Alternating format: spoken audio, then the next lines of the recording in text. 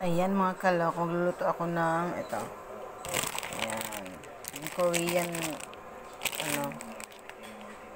tawag dito, canton. Yung pancit from Korea, ayan. May nagbigay sa amin ito eh. Ayan. Ito yung noodle niya. Diba? Ganyan siya kalalaki mga kalok. Ayan. Ayan, ito yan, yung ano niya. Diba? May green peas pa, tapos parang ano siya. Chicheria. Yung hala niya. At ito, pancit canton. Ayan. Ano ba to? Ayan. Chili mansi. Ayan. Chili mansi. At ito na nga, ito. Ang laki ng ano. Ayan. Alam nyo guys. Alam nyo mga kaloko. Iisan ko lang siya. Imimix ko siya. Tingnan natin. Ayan, may sili pa ako dito. Ooh. Suka.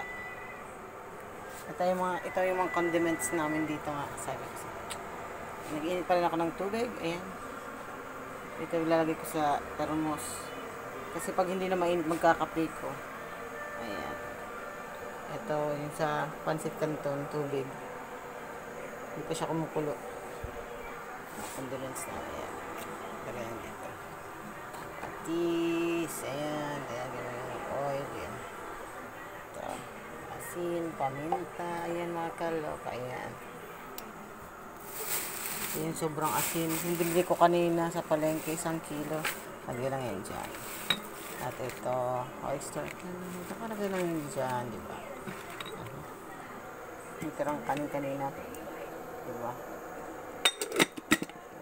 At ito, siyempre ang may sili. Diba? Green na green and red. Kaya na nga, magluluto ako ng merienda. Ayan. Bye muna mga kalok.